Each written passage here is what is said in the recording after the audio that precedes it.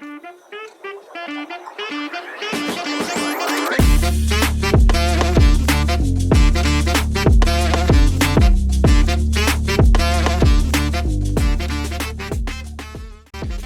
to Move, Elevate, Thrive, a podcast sponsored by the Pilates Center of Austin. We're here to unveil the superpower you didn't know you have. All right, welcome to our first podcast here at the Pilates Center of Austin. I'm very excited to do this with my son Jacob. When I just became owner of this studio about over 3 years ago now, and this Pilates Center of Austin is a staple in the Austin area. Been around for 30 plus years. And so I've had the opportunity to grow and work with the previous owners, Michael and Wendy, who I love dearly and glad they could mentor me the way they have. And now guess what? I get to have my son with me to bring more information to the local community and bring more awareness about movement. I mean, very excited to do this. So I'll introduce Jacob. It's my son, Jacob. Hi, I'm Jacob Apodaca. So I'm coming from a very different background completely, as you know. I was a firefighter EMT for the past 5 years now. 5 years. Started in February of 2020. I thought that's what I wanted, but I really never. I got to help a lot of people, but never truly helped them. I took them to the hospital. I'd do the best I could in the short time I was with the patient. But what I've learned now with this new to me, MFR, myofascial release, and learning to implement that in a whole new way of something I never knew. I honestly didn't believe in it. But anyway, I'm excited to now pursue this with my dad and be a part of his business, which, I mean, it's amazing. He's been working here for over 20 years. So he has a lot of experience and I have a lot to learn, but that's what we're here to talk about. And that is a little prequel. We will be offering myofascial release pretty soon. Can't wait to bring that into the studio. Today we'll start with just some introductions. I'm going to go further into what brought me to the studio here, why I got into movement. As you can tell, he's been doing movement for a while. He's super strong. And so when I first started learning about movement was playing soccer when I was a young kid. And not to go down too far a road, but that was pivotal for me because I love moving. I love being outside. I love working out. And so one thing that I went into was personal training. And so I got a certificate there in UTEP at the University of Texas at El Paso. And then I worked with a woman, Sonia Rodriguez Molitar. She owned a place called Personal Trainers of El Paso. And she was offering a program there that taught about Pilates. And there I met this amazing woman, Karen Sanzo, who now is in Dallas. And she has a Pilates Unlimited. And what year was that? That was 2001. Wow. Yeah. I was born. Just born. If that. And so at that point, working with Karen and I would have to go to Dallas to go do this training to do Pilates. And so you had to do like 6 weekends of going out for like Friday, Saturday, Sunday.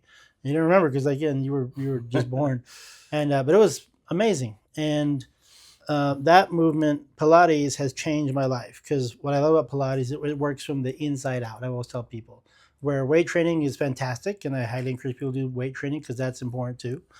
Pilates is just as important because it helps you develop that internal core support.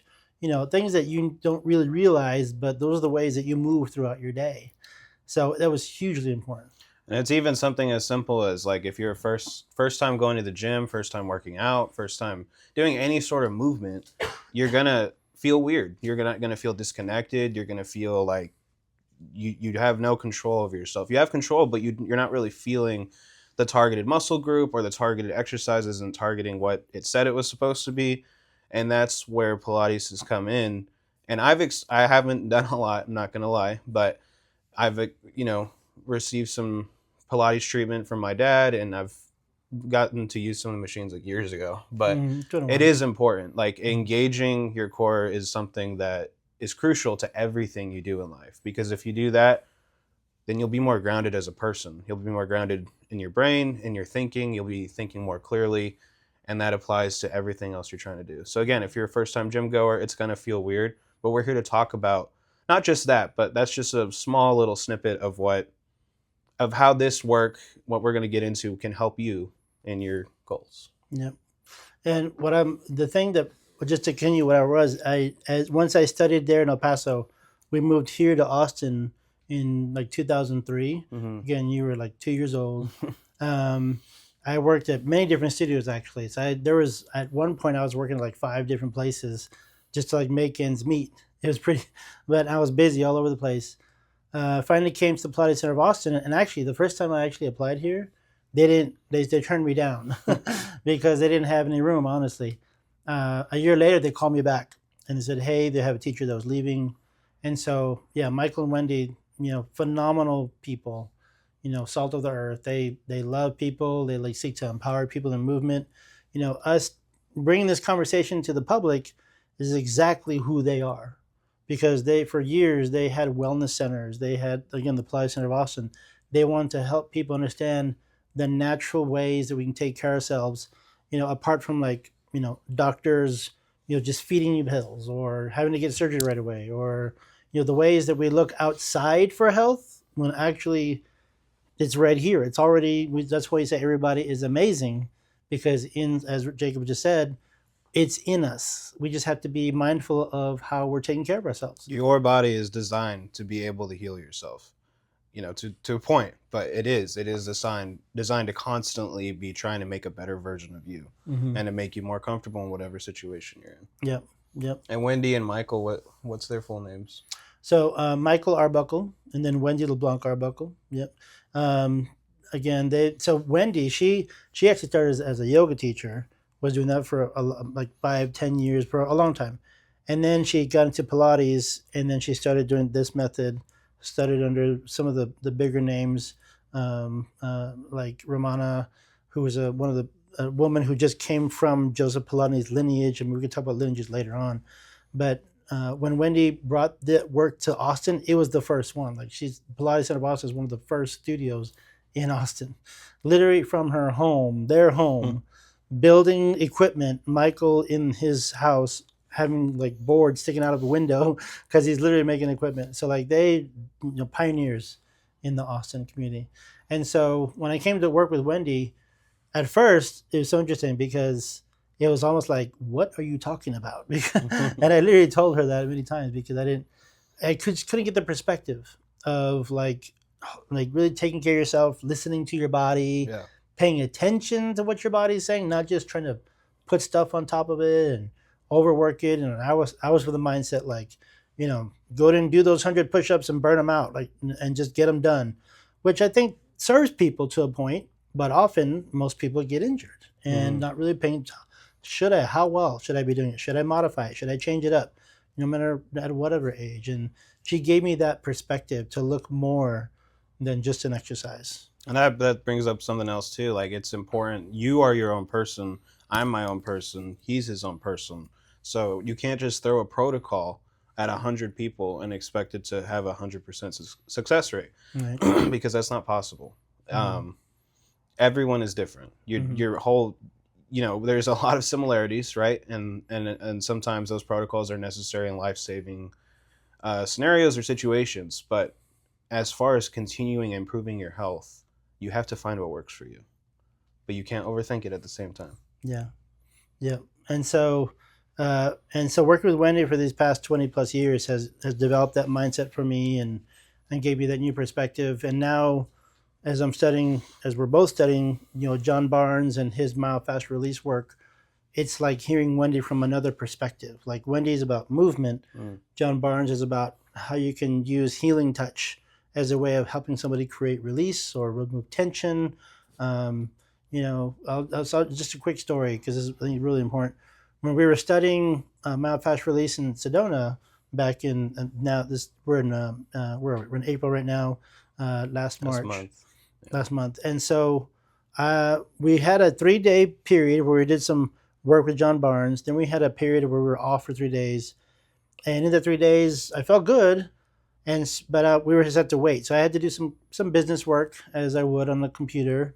And I sat for way too long, and I knew better. And I was in this position where I was like just kind of tucked in, computer, laptop right here, just typing away. And when I got up, I was like, that kind of feels weird.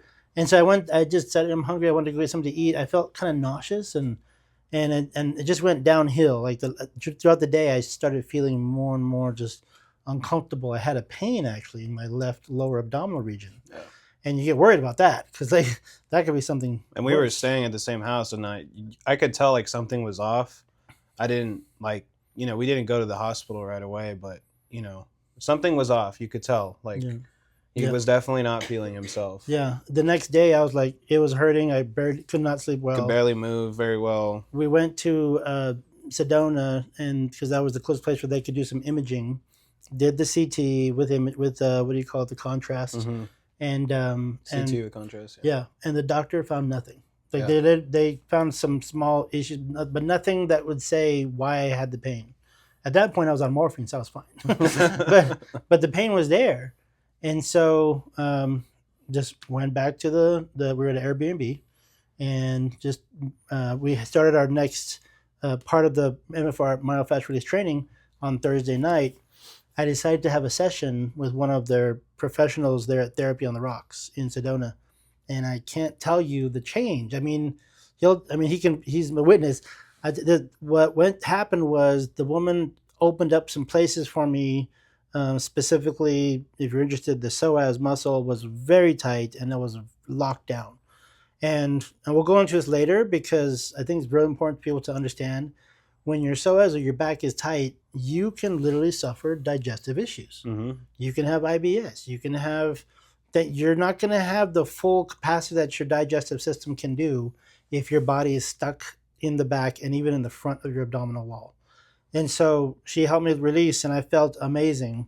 The next day, we decided to go like on a hiking on the beautiful Sedona area, and I was literally bounding up this huge rock with my other son Joshua, and it was amazing. He went from barely like limping into the ER when we took him to literally going on a hike and climbing up. What's that rock called? Bell Rock. Bell Rock.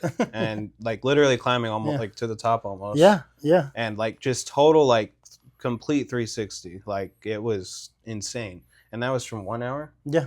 1 hour session. 1 hour.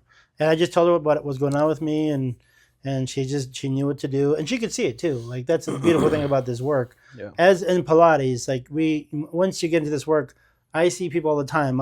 I can see, oh, look at that person has this going on, or that person has this going on. But she could see it, and she just went and did what she had to do.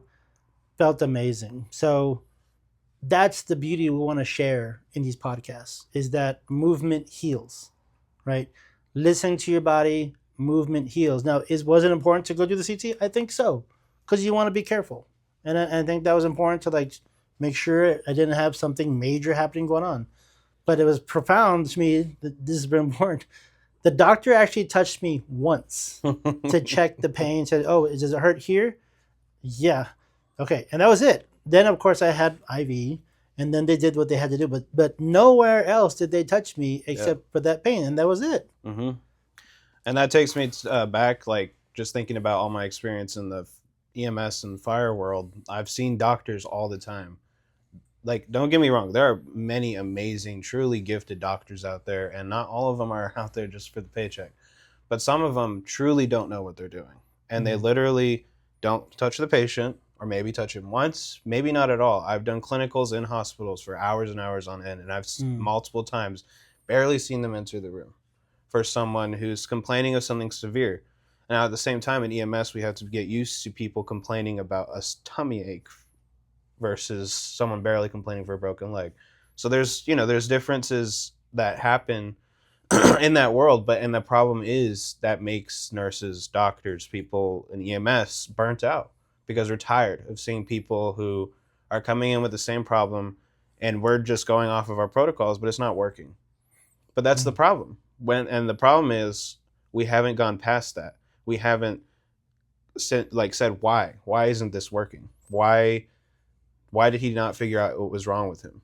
That's a problem. He barely touched him once, and he went to someone who's not a doctor, who's had 12. I mean, I'm not exactly sure the specific woman's education, but they go through 12 years of school as a doctor, and she definitely didn't have that, and yet she was able to help him.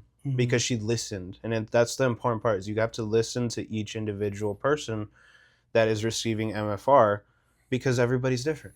Yeah. And so the restriction, like he was saying, if you have a restriction in your body, it's not going to allow you to function properly.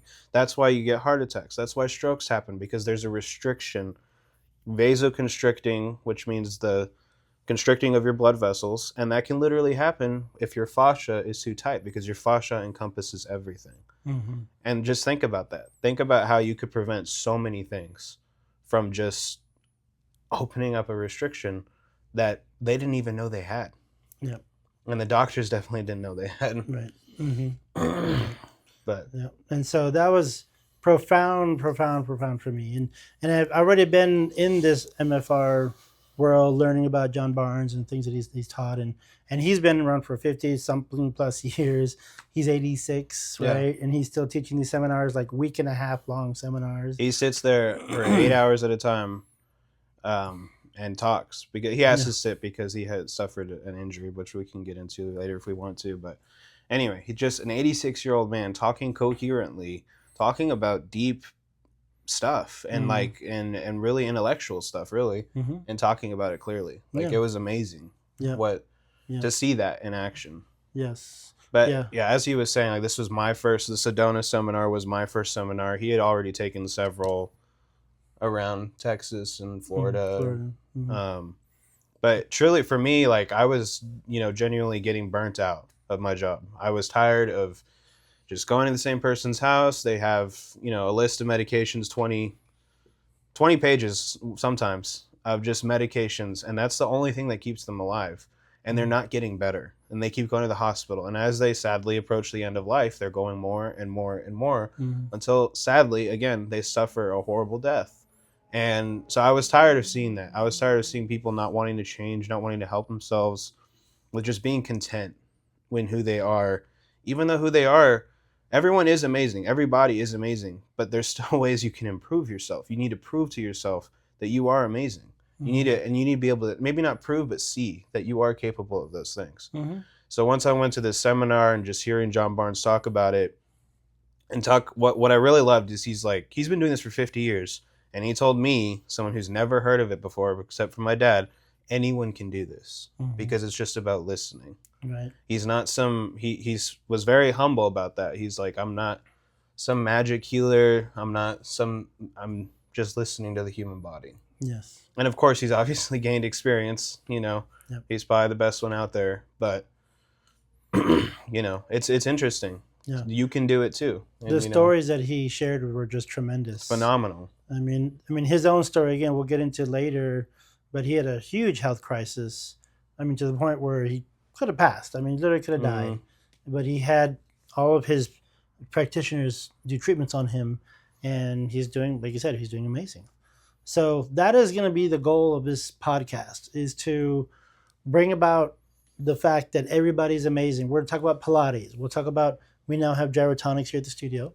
We have a yoga wall. We have teachers who like to teach some strength training. But not just what we do in the studio. I want to bring about all kinds of conversations. We'll talk about walking outside. We'll talk about sitting in your chair at home. We'll talk about can you take care of yourself and the things that you do already. We often think of health as like, well, I got to exercise. And yes, it is important to walk. Please take your 20 minutes today.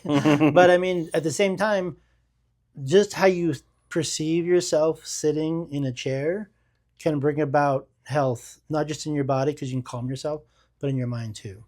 So it's in everybody. So I'm so excited that we can have this conversation and bring these out. So, I'm curious for you, because I think some listeners might be curious. Why did you make that shift though? I know you're excited about doing this with me, and now you believe it after you've seen it. What was there a big shift that from the firefighter for 5 years doing that, consistently, now building this whole new career? Was there something that just was for you the thing that made you jump into it? Well, at first, I honestly, I was looking for a way out of my job, but I didn't really have, much under my belt in the form of certifications. And then that's when he approached me and asked me about it. And at first I kind of just took it as a cop-out, just trying to get out of my job. And at first I was worried about that because I wanted to be happy with what I'm doing. That's why I'm leaving. That's why I left. And then after the first day of the seminar, I was like, wow, This is truly something I feel called to, something I feel like I can really help people. And just being able to practice it and feeling myself getting better. I know I have a lot to learn, but feeling myself getting better, and that's just a huge encouragement to me, or it was a huge encouragement and still is, and really just set it in stone for me. And I saw that this work truly helps people, and that's what I really wanted. I wanted to truly help people, not just take them to the ER because they went yesterday, but the doctors didn't do it, so they're going again, expecting a different result. And instead we can do literally just body work and a healing touch, which again sounds voodoo weird, to some people, but it's literally what it is. Human to human contact is so important. That's why it's important when the baby's born to be first contact with the mother and the father. And that's important as you get older and as you progress through life. So that's really what set it in stone for me. Just truly seeing how it's helped people, how it's still helping people, and just how many people have been moved by it, and truly seeing real results. The results speak for themselves. And he looks pretty fit, probably, Michelle, but he's really strong. But have you seen an effect in your body as you've been experiencing it, just the myofascial release work? So I've noticed, like, my goal is to eventually pursue bodybuilding as not a full-time career, but as take it as far as I can go. And I was asking one of the instructors if they had any experience with that in relation to bodybuilding, because she this Chrissy, I think her name was, or Christy, I don't remember. This was at the seminar. At the seminar, yeah. Sorry, I asked her, and she's like, actually, I was training for 10 to 15 years, I think she was saying, and then I didn't start doing MFR until then, and that's when I noticed I looked the best, I felt the best while I was lifting, and I noticed that for myself. That whole 2 weeks, basically, we were in Sedona, I worked out almost every day, and I felt the best I've ever felt, and that was truly amazing. And then as we progressed through the seminars, my dad and I would practice on each other, or I brought my spouse with me, and my brother, and we just practicing on each other and them really helped us just learn more and be more in sync. And but then what really was the game changer for me, I mean, everything was, but this one was crazy. I was having such a hard time for years breathing. I knew it was hard to breathe. I didn't know how bad it was. And my father performed something called a diaphragm release, and after he did that, I literally felt like I could breathe throughout my entire body. Like, it was amazing. I felt like I took my first big breath of air, and it was phenomenal. And I noticed through the seminar, like, flattening and not feeling bloated as often as I was. And it was just literally just opening up those restrictions helps your body function. So, but anyway, just being able to breathe, I mean, that was it's pretty big game changer for me. Yeah, that's awesome. Yeah. Well, it's an excitement that I can't explain, honestly, because when I took on this business, I was like, okay, great way to provide for my family. But now I get to do it with my son, and I'm so excited to have you join the team here at the Pilates Center of Austin. I'm excited to join. Yeah. Super grateful. He's been, he's helped me out a lot in this transition process of completely doing a 360 with careers. So I'm very thankful for that. Yeah. But. So please stay tuned. We're going to go further, like I said, to more subjects through Pilates, all the movements that we do here. As you're watching this, you might have questions. Feel free to send us some questions on what you'd like us to discuss, when we'll be researching things and just bring you more information about movement. But we're here to help you understand how you continue to take care of yourself. So thanks for joining us. Comment down below what topic you would like us to discuss next, and whichever comment gets the most likes, we will discuss that in our next podcast. All right. Bye.